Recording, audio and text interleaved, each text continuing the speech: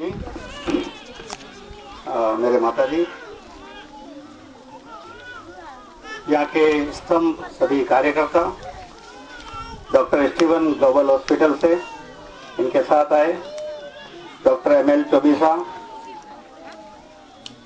I think Vidyabhavan भी है, कोई नहीं,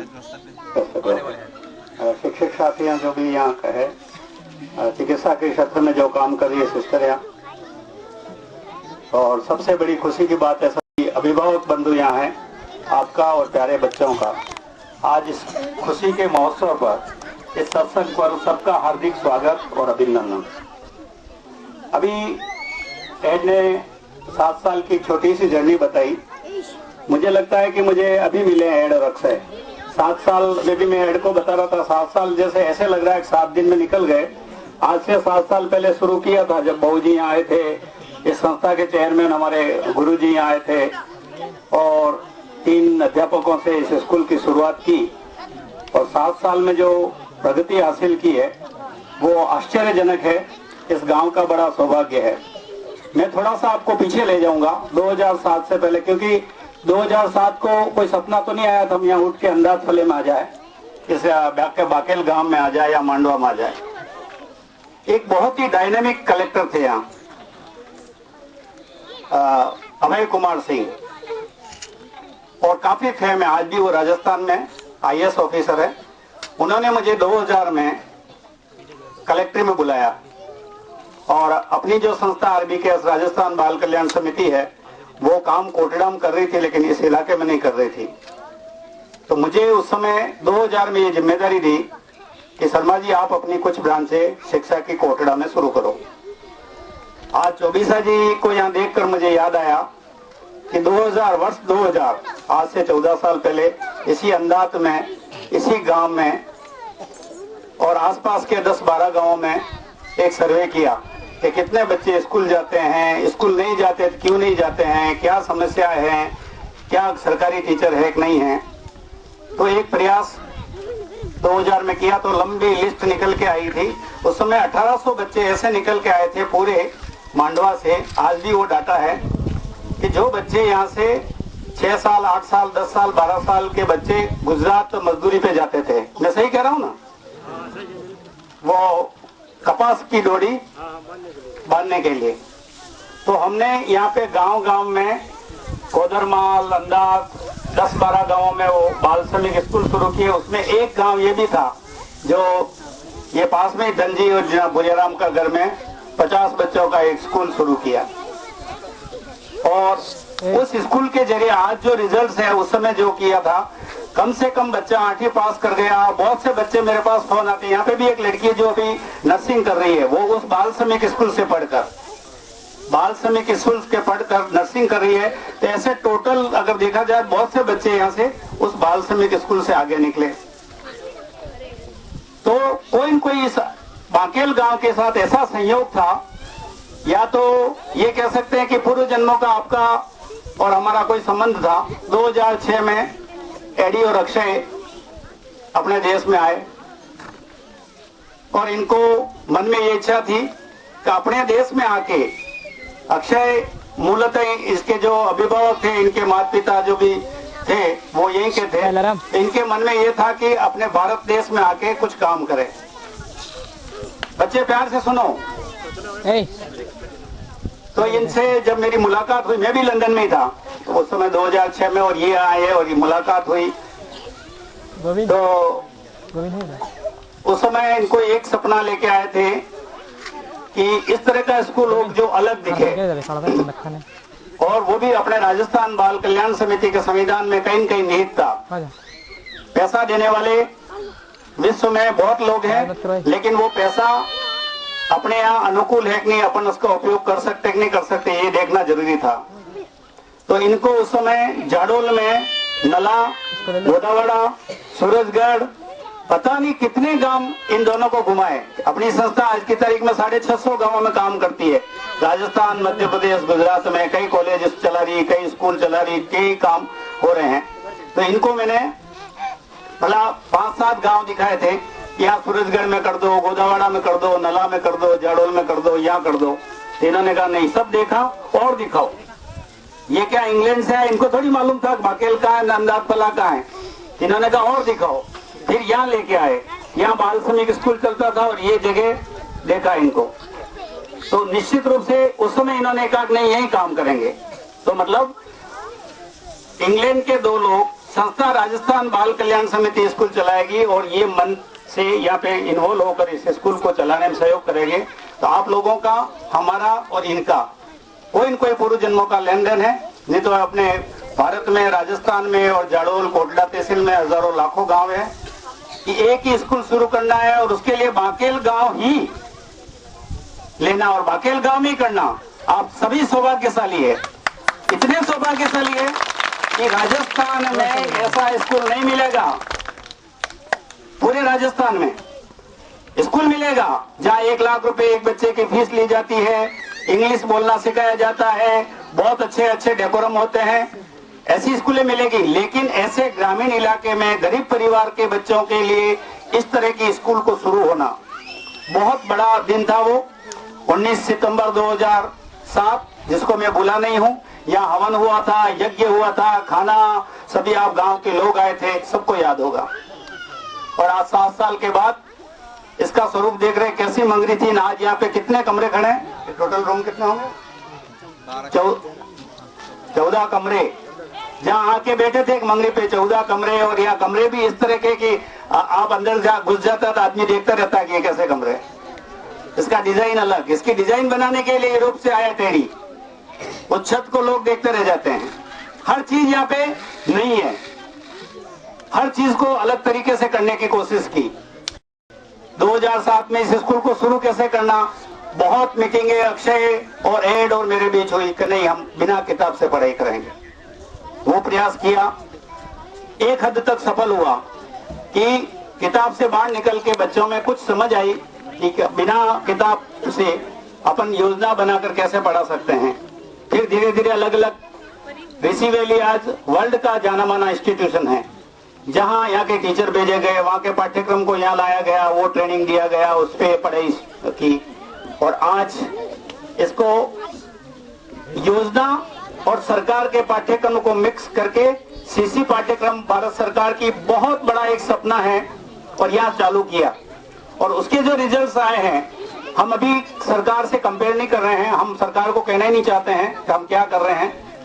हम अभी जंगल में मोर नाचा, किसने देखा, उसी पैटर्न पे रहना चाहते हैं। अभी वक्त है कि एक दिन लोग यहाँ पे देखने आएंगे तो सीसी जो योजना है वो यहाँ लागू की। और आज उस योजना के लिए 250 बच्चों के लिए 22 लोगों की टीम यहाँ लगी हुई है।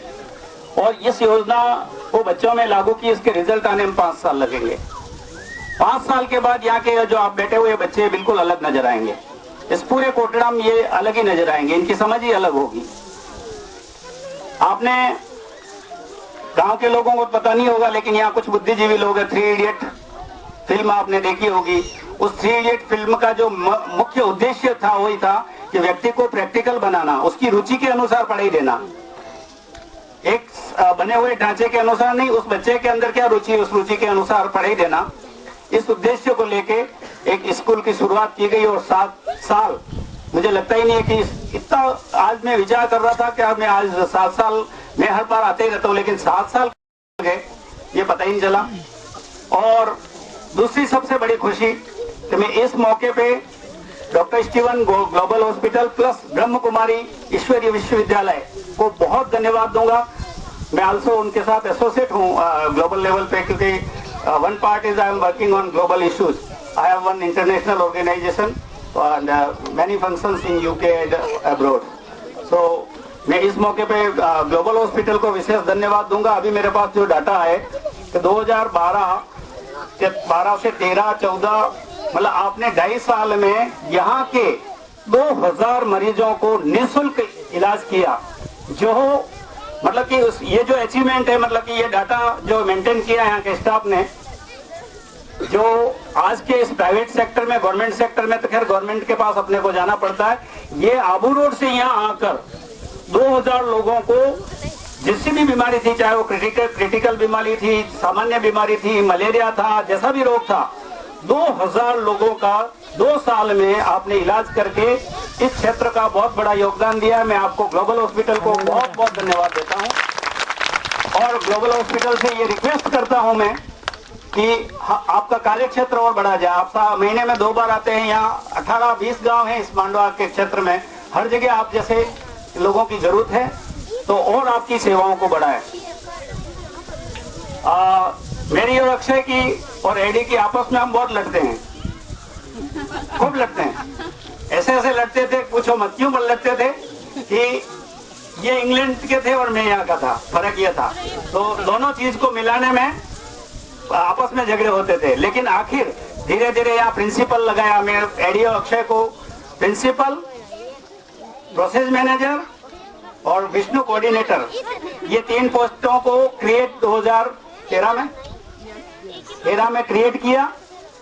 पोस्ट क्रिएट किया, मतलब पोस्ट क्रिएट तो 1000 कर दूं, लेकिन उस पोस्ट के लिए पैसा EFL जो इस स्कूल के लिए जो डोनर है वो उन्होंने ओके किया और उसके रिजल्ट ये कि कितने आपके 102 एक साल में 102 महिलाओं का जापा डिलीवरी अस्पताल में कराना।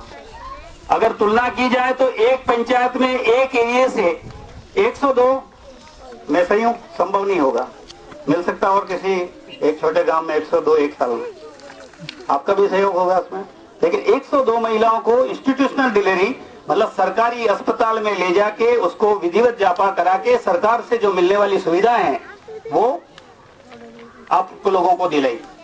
आप विष्णु मैडम का धन्यवाद दें कि इतना बड़ा काम इस गांव में किया है और ये 102 को एक दिन 102 को 1000 तक ले जाए।